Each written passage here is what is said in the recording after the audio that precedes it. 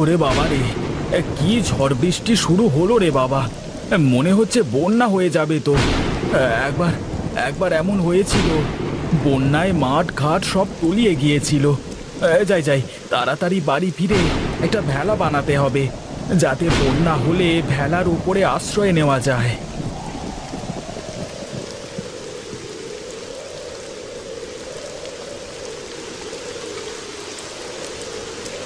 গিন্নি, বলি ও গিন্নি, কোথায় গেলে তুমি? একটু এদিকে এসো তাড়াতাড়ি।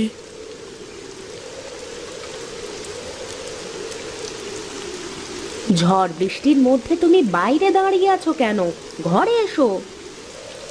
না গো গিন্নি, ঘরে আর যেতে পারবো না। আসবার সময় দেখে আসলাম নদীর অবস্থা খুবই খারাপ গো। আর বৃষ্টি থামবার তো কোনো নামই নেই। তুমি এক কাজ করো, ঘরের মধ্য থেকে কাঁচিটা দাও। কেন? এই ঝড় বৃষ্টির মধ্যে কাজই কি করবে? তোমার কোথাও যেতে হবে না ঝড় বৃষ্টির মধ্যে, তুমি ঘরে এসো। আমি তোমার কাছে কাঁচি চাইলাম, কাঁচিটা দাও বেশি না বুঝে। তার আগে তুমি আমাকে বলো তো, তুমি এই বৃষ্টির মধ্যে কাঁচি দিয়ে কি করবে? চারপাশের যা অবস্থা, তাতে নিশ্চিত বোঝা যাচ্ছে বন্যা হবে। আর বন্যা হলে যাব কোথায়? এমনিতেই আমরা নিচু জায়গায় থাকি, বন্যা হলে সবার আগে আমাদের ঘর তলাবে। তুমি আমাকে কাঁচিটা দাও, জমি থেকে কলা গাছ কেটে কলা গাছের ভেলা বানাতে হবে। আচ্ছা, তুমি দাঁড়াও, আমি এক্ষুনি দিচ্ছি।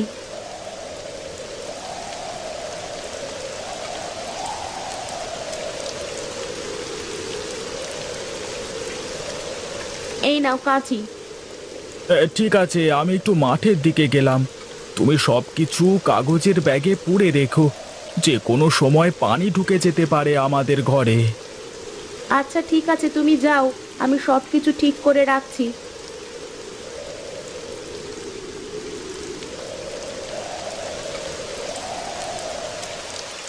কি ব্যাপার নিতাই, বাইরের কি অবস্থা? বৃষ্টি কমলো? না বাবু, বৃষ্টি কমার কোনো নামগন্ধ নেই। সেই সকাল থেকে বৃষ্টি হয়েই চলেছে।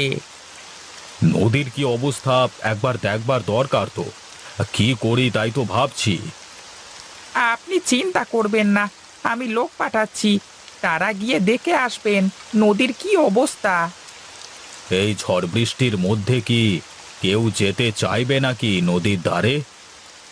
যেতে তো চাইবে না, কিন্তু রোকরা খরচ করলেই খবর পাওয়া যাবে বাবু। আচ্ছা আচ্ছা, এই নে টাকা, তুই একবার গিয়ে আমাকে সব খবর নিয়ে এসে দে। ঠিক আছে জমিদার বাবু, আপনি বসুন, আমি দেখছি।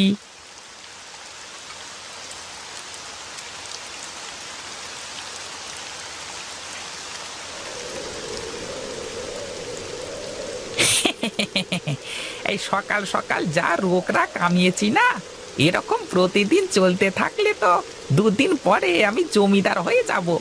যাই যাই, এখন নদীর অবস্থাটা দেখে আসি।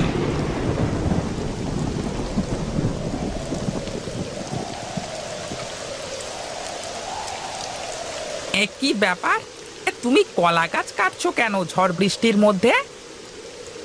সে কথা বলেন না ভাই, যে কোনো সময় বন্যা হতে পারে। নদীর অবস্থা খুবই খারাপ, নদী একদম ভরে গেছে। যে কোনো সময় নদীর পানি গ্রামের মধ্যে ঢুকতে শুরু করবে। কি বলিস, বন্যা হবে? তাই তো মনে হচ্ছে। আগে থেকে সতর্ক হয়ে থাকা ভালো। বৃষ্টি থামবার কোনো নামগন্ধ নেই। এভাবে যদি আরো কিছুক্ষণ বৃষ্টি হতে থাকে, তাহলে খুব তাড়াতাড়ি সারা গ্রাম ডুবে যাবে। তাই আগে থেকে কলার ভেলা বানিয়ে রেখেছি। হুম, এই চুপচাপ বসে না থেকে তাড়াতাড়ি যাই।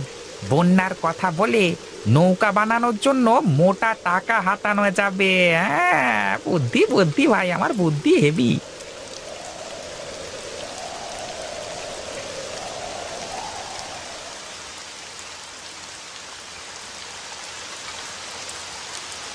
কি রে নিতাই, কোনো খোঁজ পেলি?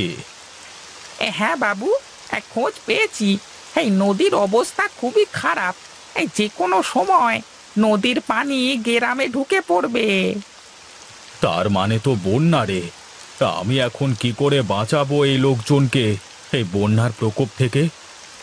তুই এক কাজ কর, আমাদের লোকজন সবাইকে বলে দে সবাই আমার বাড়ির ছাদে এসে আশ্রয় নিক।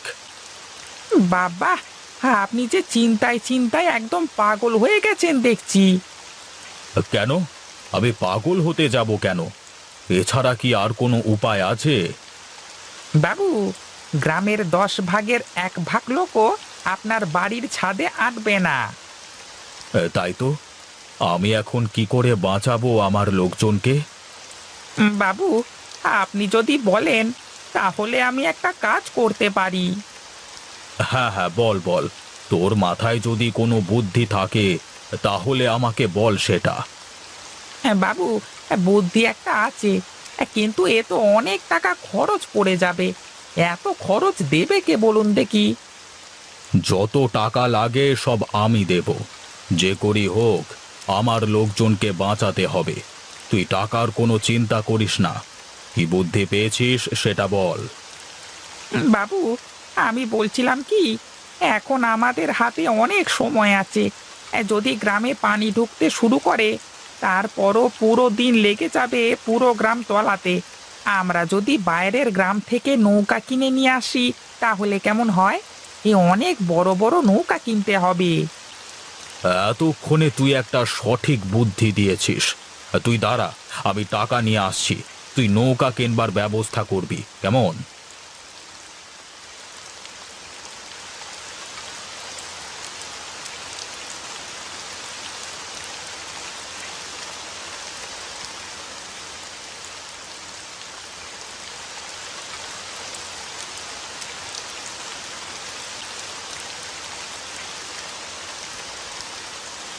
এই নে, এই ব্রিফকেসে অনেক টাকা আছে। তোর যত টাকা লাগে খরচ করিস। যা, দ্রুত গিয়ে নৌকা। গিন্নি, ও গিন্নি, কোথায় তুমি? দাটা নিয়ে একটু বাইরে এসো তাড়াতাড়ি।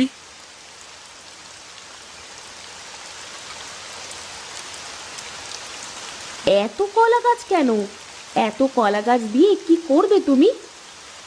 কি করব মানে, আমি অনেক ভেলা বানিয়ে রাখবো। যদি কারোর দরকার পড়ে বলা তো যায় না, প্রতিবেশীদের সাহায্য করা যাবে। দাটা দাও, আমি কয়েকটা বাঁশ কেটে আনি। এই নাও দা। তোমার বাড়ির প্রয়োজন নেই এই সমস্ত জিনিসপত্র সব গুছিয়ে রেখেছো তো? হ্যাঁ, আমি সব জিনিসপত্র গুছিয়ে ফেলেছি। তুমি তাড়াতাড়ি তার সাথে ঘরে আসো। বৃষ্টিতে বেশি ভিজলে তোমার আবার শরীর খারাপ হয়ে যাবে। ঠিক আছে, তুমি ঘরের ভেতরে যাও, আমি আসছি।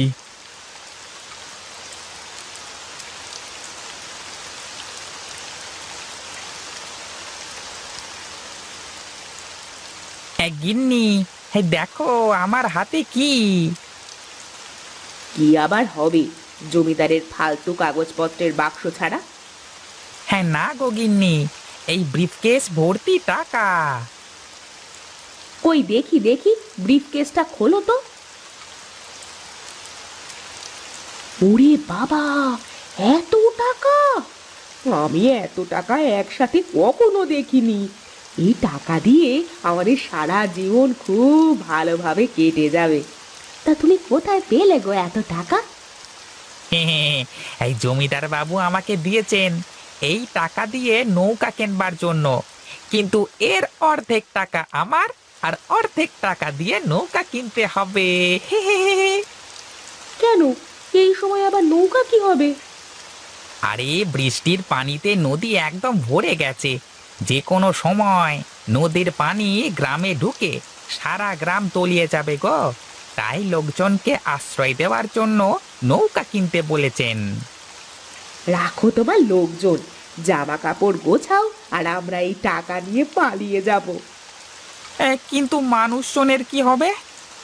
সে মানুষজনের যা হওয়ার হবে। তুমি এখন চলো তো, আমি যা বলি তাই করো। কথায় আছে না, হাতের লক্ষ্মী পায়ে ফেলতে নেই। আচ্ছা ঠিক আছে, তাই হবে।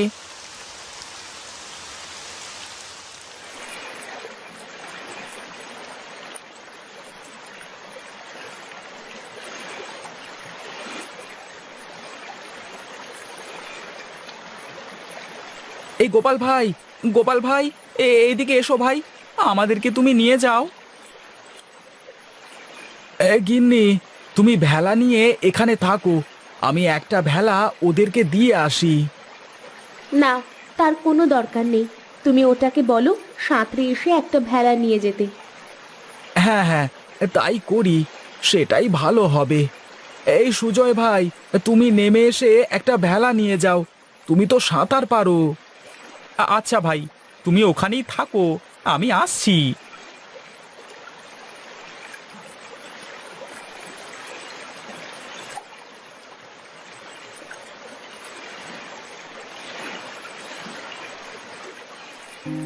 কি যে করি, লোকজনদের কি করে বাঁচাবো আমি? তুমি কোনো চিন্তা করো না, ঈশ্বর একটা না একটা ব্যবস্থা ঠিকই করবেন। কিন্তু এই নিতাই কোথায় গেল? ওকে তো আমি অনেকগুলো টাকা দিয়েছিলাম নৌকা কেনবার জন্য। ওই ব্যাটা ভেগেছে মনে হয়। এতগুলো টাকা ওর হাতে দেওয়া একদম ঠিক হয়নি।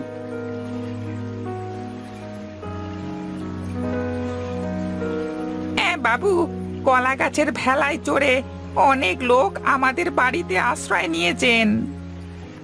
যাই হোক, গ্রামের মানুষের শেষ সম্বল তাহলে এই কলা গাছের ভেলা। যেভাবেই হোক, লোকজনগুলো আমার বাড়িতে পৌঁছাতে পারলি হলো। হ্যাঁ বাবু, আমি সবার জন্য শুকনো কাপড়ের ব্যবস্থা করছি, আর বাড়ির দোতলায় সবার থাকবার ব্যবস্থা করছি। ঠিক আছে ঠিক আছে, তাই যা তবে।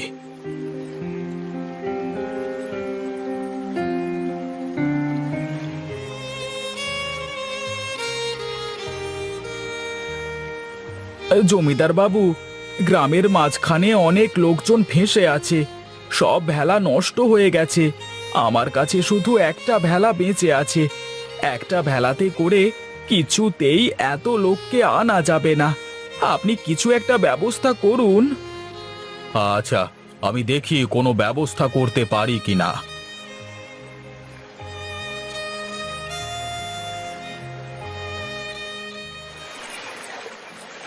বাবু, আমি এসেছি।